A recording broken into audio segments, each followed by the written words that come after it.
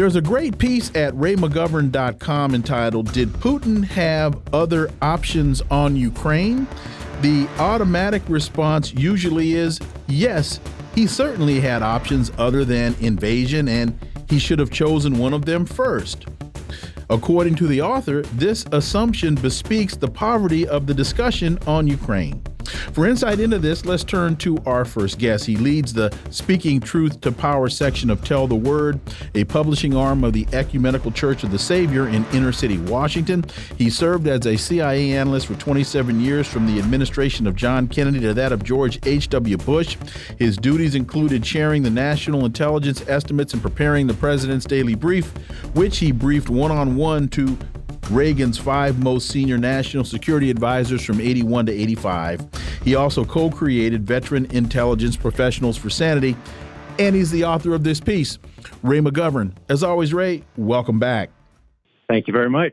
You write, the corporate media is, of course, largely to blame, but others, too, have not taken a hard look at whether the facts support that kind of facile answer. And so, not only has it become holy, yes, holy dogma, it may get us all killed. Ray McGowern, it's a dangerous, dangerous narrative that they're playing with. Yeah, I should probably explain the holy dogma here. I spell it Holey. This is a very delicate issue.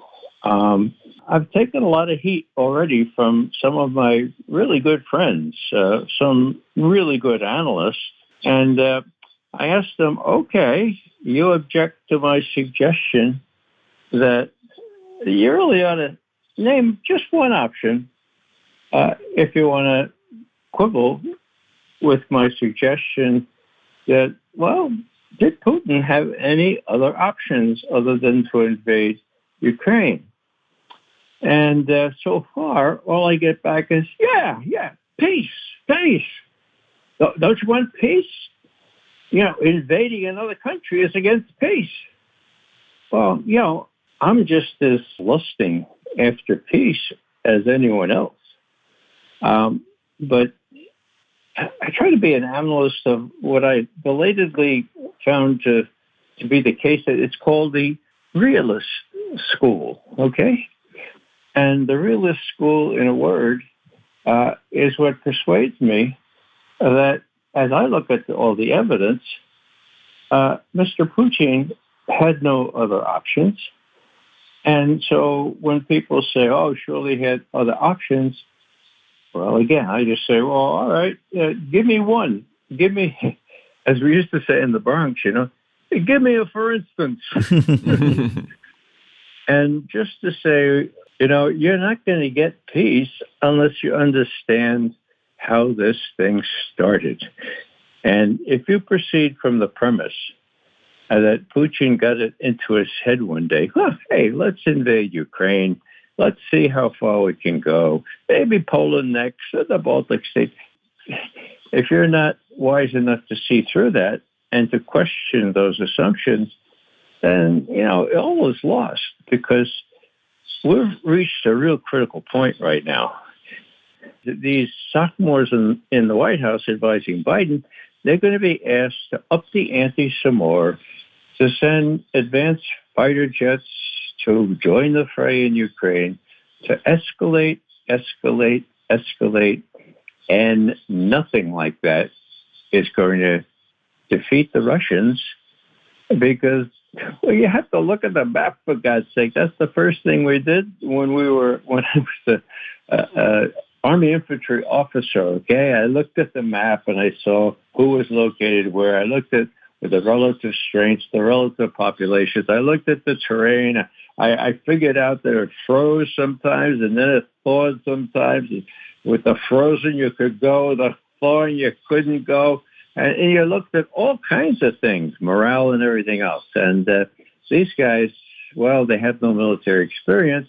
And this guy, Austin, and Milley's on his way out anyway, they don't give any evidence of having gone to the same infantry intelligence officer school that I went through, okay? So bottom line here is if we don't wake up, if we're not honest enough to say, well, Well, who's at fault here?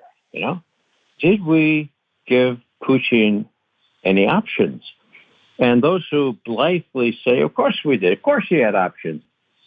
Well, I need something better than he could have chosen peace because he felt, and I can prove it, he felt that his country was in great danger strategically from what the U.S. and what NATO was doing in Ukraine, to include the exact same kinds of middle-range nuclear-tipped ballistic missiles on the periphery of Russia in Romania and Poland, and the intention to put them into Ukraine as well. I mean, we've been there.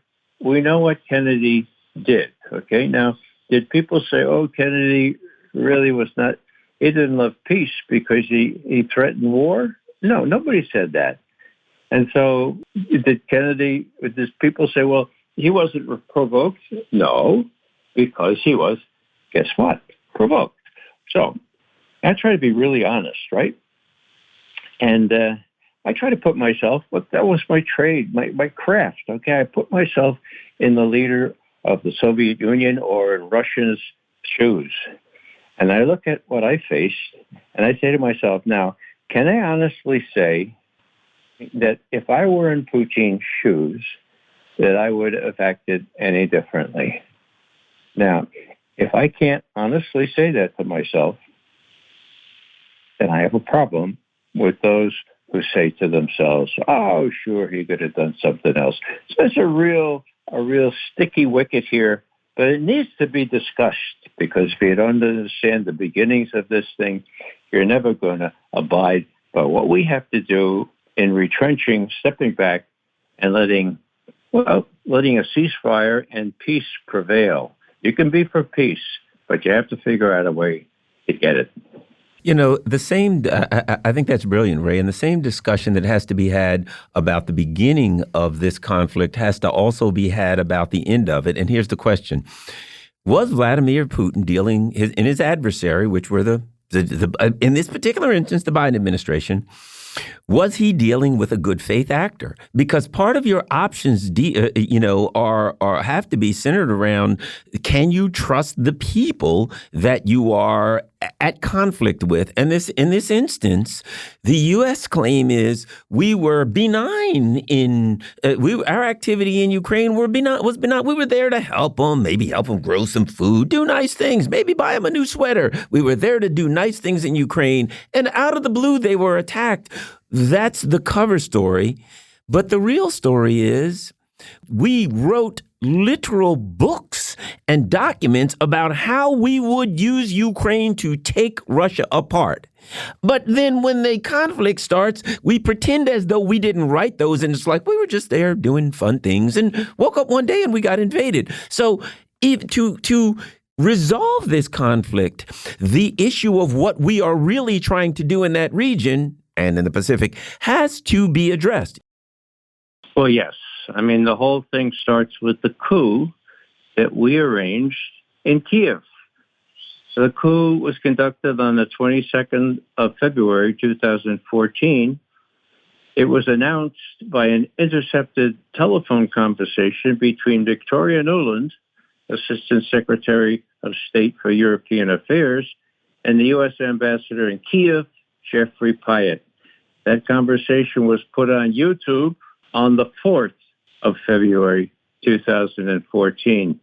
I thought, well, too bad for these coup leaders. They're not going to get anywhere near the government in Kiev now. The coup is blown.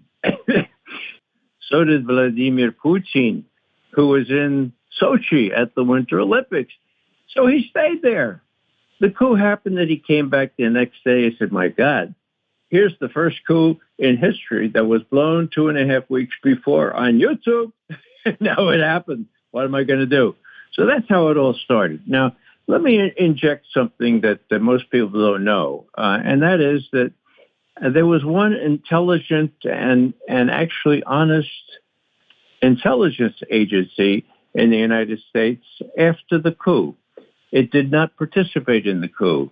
It was the Defense Intelligence Agency, And in a congressionally mandated study, 2 years later, almost 2 years later, December 2015, in this study, which was called the National Security Strategy, DIA Director, Lieutenant General Vincent Stewart, a Marine, says this: the Kremlin is convinced that the U.S. is laying the groundwork for regime change in Russia, a conviction further reinforced by the events in Ukraine.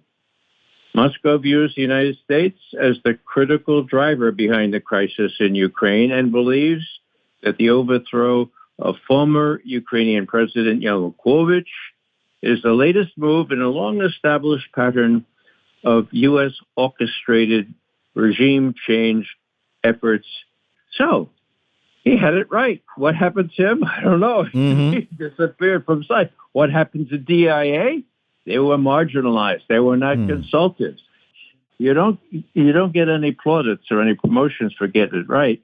That's why I'm trying to get people to be honest here, figure out what started this, who's to blame, and did Putin really have any option? And I'm still waiting for a sensible answer to that last question. Ray McGowern, as always, thank you so much for your time. Really appreciate that analysis, and we look forward to having you back. You're most welcome.